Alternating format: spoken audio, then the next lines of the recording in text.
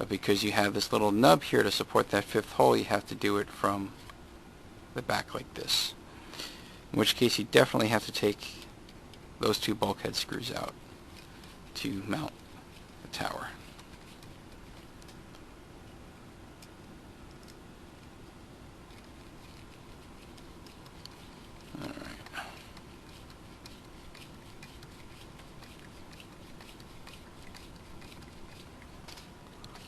Let's see where the thread and where the screw ends as I tighten it down all the way.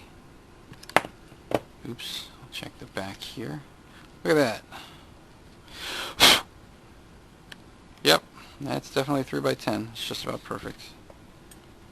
Although, because this is the Schumacher build and you used, I think, a Phillips screw there, that was probably some kind of standard screw. But it translates pretty well to a 3x10. Alright, so now that this is mounted, we'll do the roll bars later. I do have these guys. Alright, so I have to put on ball studs, which I'll do in a moment. Let me mount these first. So that's 1 and 2. And just like last time, I want to speed this up a little bit with this guy.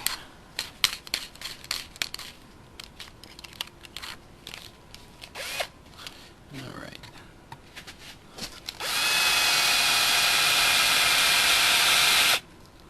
One, two. This. Alright, let's put you there. And then we just hand tighten the rest of the way. Oops. Wrong head. There we go.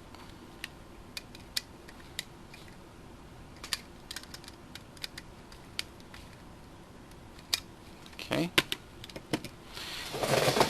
Now we gotta do this. Are any of these good, or are they scratched up? I don't remember. Yeah, some of these are a little beat up. Okay, so I'll just get 4 new ones.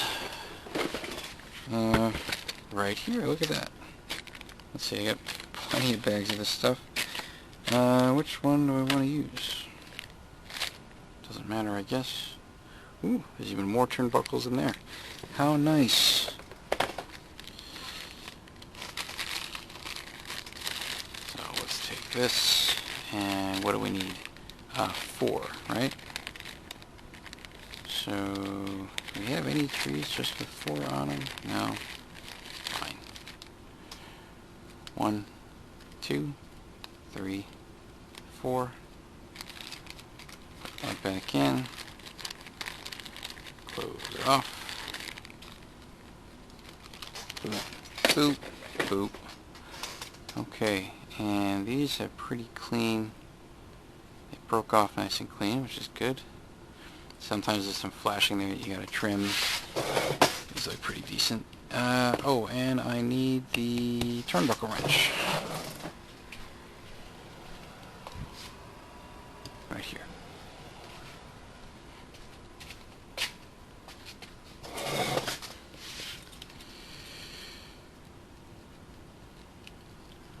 So I'm pretty sure I put the, yeah, okay. Normally when I build these, the little ring marker there, I put it on the left side of the chassis. I was just checking to make sure that that's what I did on the front, because I don't fully remember. Alright. And I think this is about right. Just want to, when you hand crank it down like this, all I'm doing is checking to see that the threading length here and here is approximately equal. So that way when I put it on, if I need to tighten it or loosen it, if you're like really running at the margins of a turnbuckle, like the inner margins or outer margins to get the right length, you want to make sure it's equal, otherwise one of them will sort of hit the end point before the other side does. And that's kind of annoying, especially if you have enough margin on the other one to spread it out between the two and not, you know, sort of hit the end of the ball cup with the threading. Okay, pop that in. And come on. These blades are slightly annoying, I'll be honest with you there. And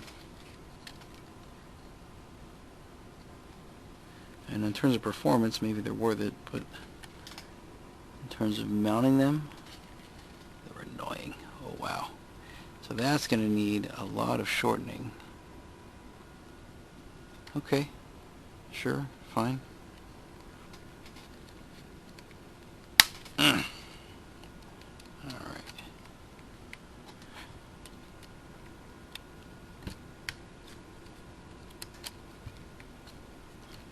Now we just tighten it down.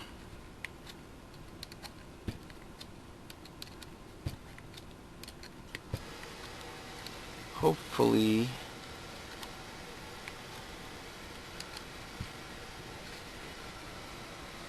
okay, so that's still a little bit too long, and this is almost fully tight. So what I'm going to do, I'm going to cheat a little bit and mount this on the inside hole here, just to take up that extra. So I could do a few things. I can mount that in the inside hole, or I can mount this on the outside hole here, and that'll pull this in. So it's a little hard to reach that hole, so I'm going to do it on the hub carrier here,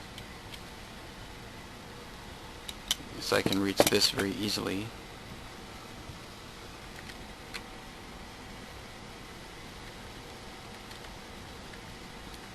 Alright. Let's come out like this.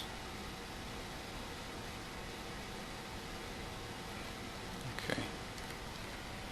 So I know this is the correct length turnbuckle, but yeah, for the rear cam like 65. But why would they tell you 65 if that's just way too long for a nominal setting? You probably need something more like 60 or 55. Anyway.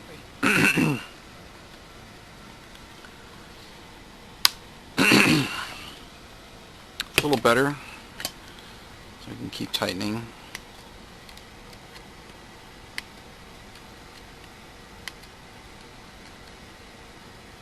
Let's see, how's that?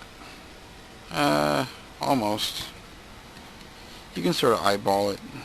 You know, I just want the camera to be close to 0. And the threading's already getting, you know, inside the ball cup here, so we don't have many more turns to go before it hits the end of one of these, and then the whole thing pops off. So that's probably about as far as I can go. Wow. That's messed up. Okay, so why is this not even... Oh, I see.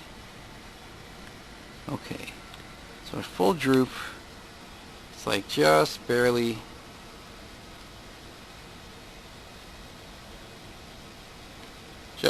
out of the diff out drive there.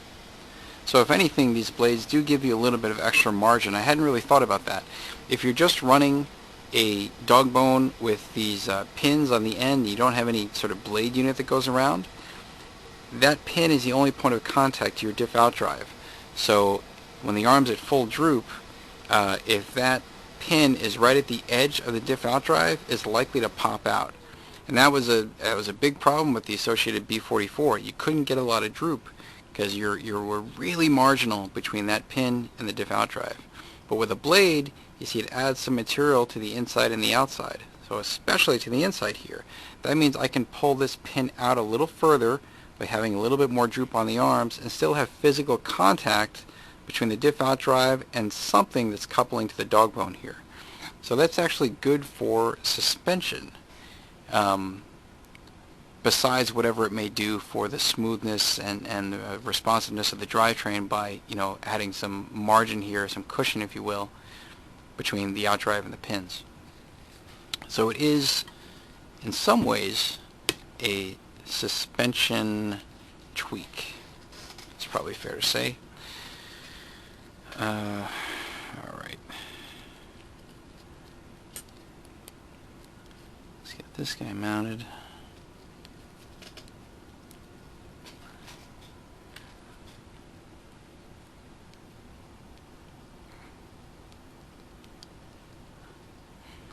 Well, what I could do is find shorter dog bones in that other bag there and mount them as well, or instead of these guys, if I want to use, you know, this middle hole or this inside hole.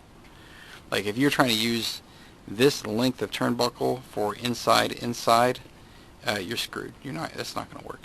You need a shorter turnbuckle. And you would want to use that for maybe like a really high grip track where you want sharp cornering.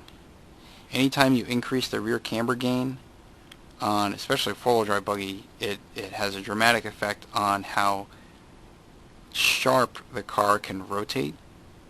But it does cost you stability. Like it's not a way of getting better rotation while maintaining rear stability. You're spending one for the other. So you would only do that if you have a high grip track, so that you can afford that high camber gain and the effect it has on the contact patch between the tire and the track surface. Because when you go to that high camber gain, you're going around a corner. The reason it rotates better is because less of the tire is contacting the track surface when the car is leaning.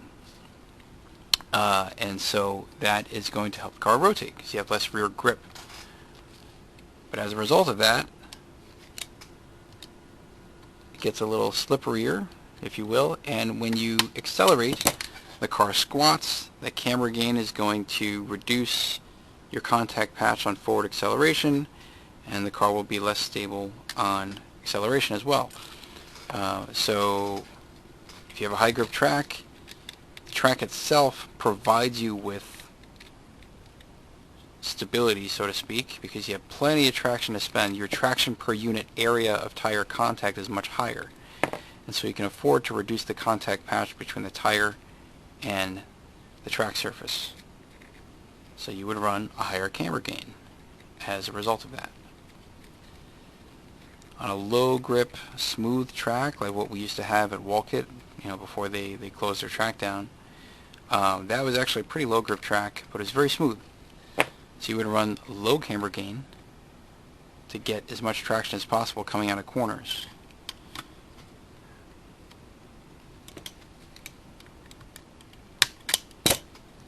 Alright. Now we got to the same thing over here.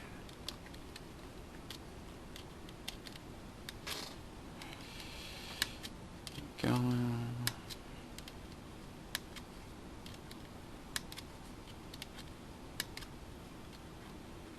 So you can see I was off by a little bit. There's a little bit more thread on this side than there is on that side. But hopefully that won't bite me. Let's see here.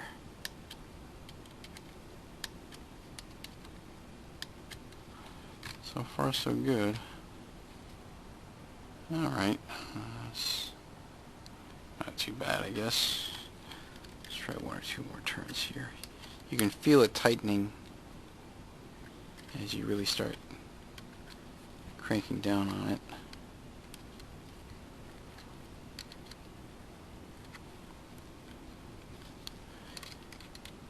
And then when the end of the turnbuckle hits the end of the inside of the ball cup here in the threaded region, it's going to start pushing up against the ball stud, or it's going to compress this opening here, this ball cup, against the ball stud, and you get bind.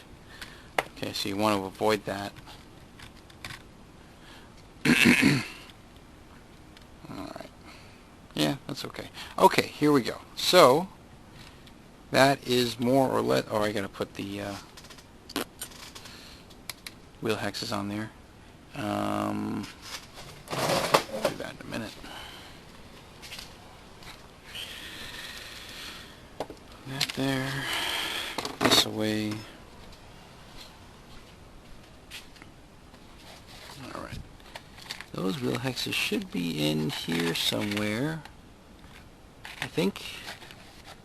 Oh, wait. No, because of the way. Yeah, that's right. They were using low-C rear wheels, so I have to find those wheel hexes in here somewhere. Shit. Hadn't thought about that. So I don't think... Well, I do have wheel hexes here, so that's an option. I'm guessing those really aren't the ones. That's all diff stuff.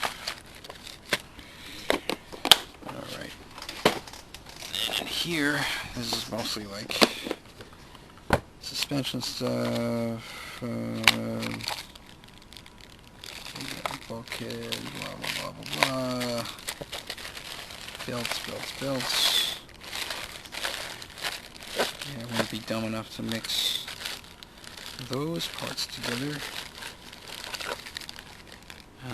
This looks like, yeah, see, this would be a typical rear tower. And it has the mounting points for the anti-roll bar.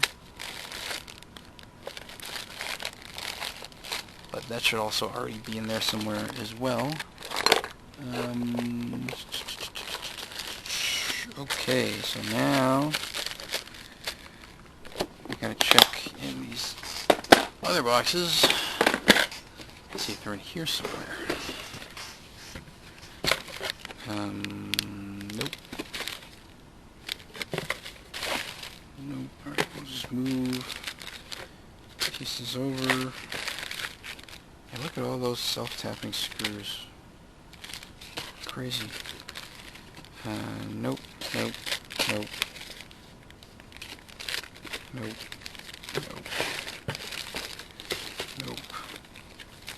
Maybe that's for the CAT. Wow, for CAT 3000. Yep.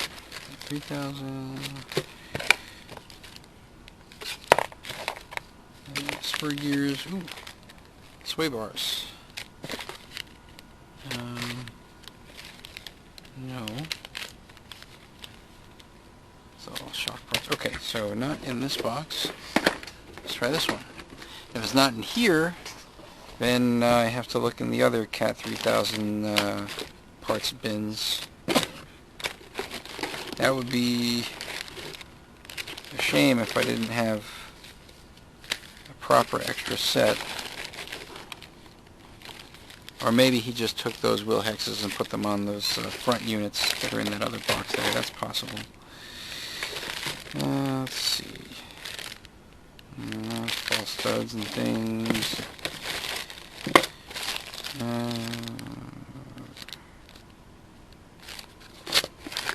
Yeah, okay. Alright, yeah, it does look like we are going to have to take them out of this guy. Is this one? Yes. Right here. I'll just pop them off of this.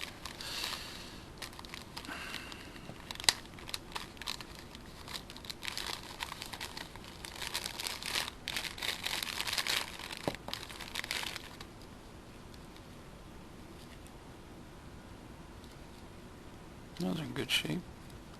Alright. One. That back on. Two.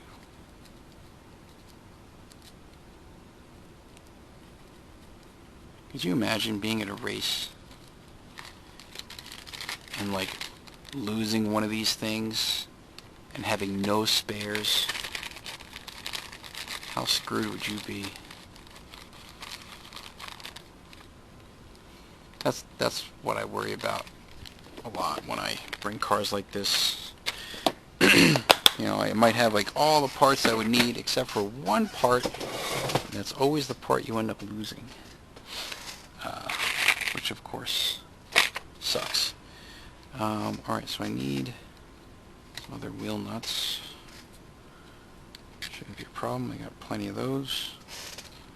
So what I will do,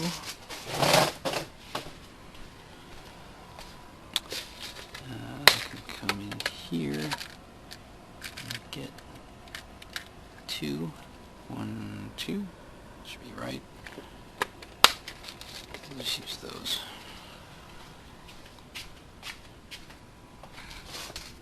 Okay. So, this is what Schumacher refers to almost as the final assembly.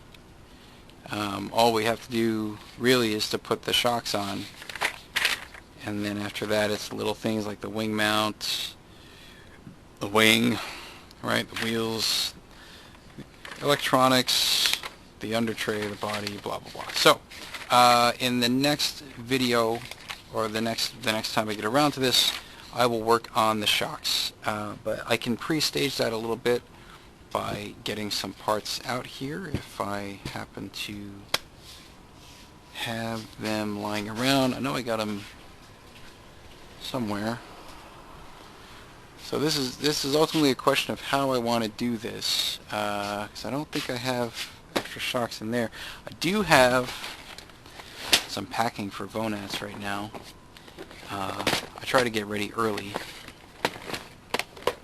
I have these 4 shock bodies shocks right here. 1, 2, 3, 4. And it should be a set of fronts and rears. Okay. Looks like there might be some mismatch in the shock shaft that's made it to the appropriate shock body. I really didn't even touch these when I got them, so these I will have to use on that car, and I'll have to go and rebuild these shocks and set them up correctly. But we should be able to use these on the CAT 3000, as this 3000 used the same shocks as the CAT 2000 essentially, same parts and seals and springs and all that. So okay, this will be for the next time I work on this, but this is where we are. This is pretty neat chassis. It's very different for sure from anything else that I've built. In some ways bad, and in other ways, I was going to say worse, but it's just different. Very interesting. Anyway, till next time, thanks for watching.